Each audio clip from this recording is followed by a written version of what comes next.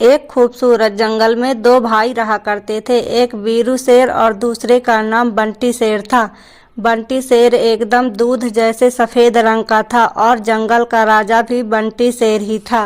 राजा होने की वजह से वह पूरे जंगल पे राज किया करता था। जब भी उसे भूख लगती तो वह जंगल में जाता और अकेले जानवर को देखता तो उस पर हमला कर देता और उसे मारकर खा जाता था। अरे वाह, बहुत जोर से भूख लग रही थी। इसे खाकर तो मजा ही आ गया। अगर रोजाना इसी तरह अकेले जानवर का शिकार करूंगा तो किसी को भी मुझ पर शक नहीं होगा। वहाँ जंगल में अफरा तफरी मची हुई थी। किसी को भी पता नहीं चल रहा था कि कौन जानवरों का शिकार कर रहा है, सिवाय वीरू शेर के। वीरू शेर को अपने भाई के बारे में सब कुछ पता था।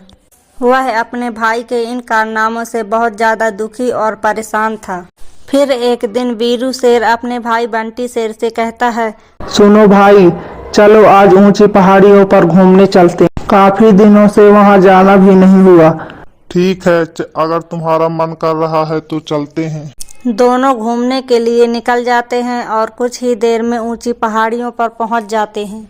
वहां पहुंचते ही बंटी शेर ठंडी हवा का मजा लेने लगता है। तभी बंटी शेर वीरू शेर को पीछे से धक्का दे देता है और बंटी शेर गिर जाता है और मर जाता है। तभी वहां पर सभी जानवर पहुंच जाते हैं। उनके पहुंचते ही वीरू शेर भी नीचे आ जाता है।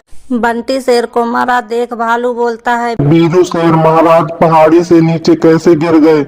ये गिरे नहीं, मैंने इन्हें धक्का दे दिया। ये सुनकर सभी चौंक जाते हैं। वीरू शेर, ये तुम क्या बोल रहे हो? तुम अपने भाई को कैसे मार सकते हो? क्यों, तुम्हें पता है मेरे पिताजी को किसने मारा था? हाँ, तुम्हारे पिताजी को एक शिकारी ने मारा था। झूठ, किसी शिकारी ने नहीं मारा था। मुझे आज भी याद है।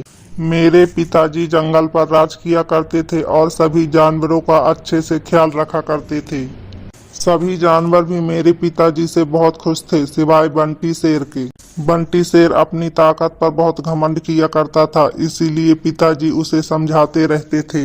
एक बार मैं जंगल में घूमने के लिए गया था, तभी बंटी शेर ने पिताजी पर पीछे से हमला करके उन्हें मार डाला। जब मैं वापस लौट रहा था तो मैंने ये सब देख लिया था।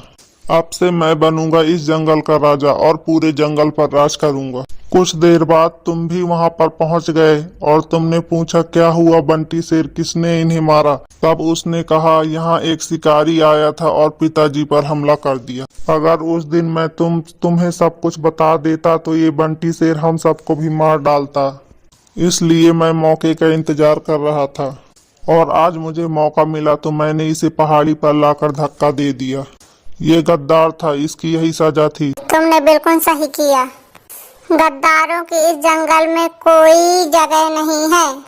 आज से तुम ही इस जंगल के राजा हो। तब से उस जंगल का राजा वीरू शेर बन गया था और अपने पिताजी की तरह सभी जानवरों का अच्छे से ख्याल रखा करता था।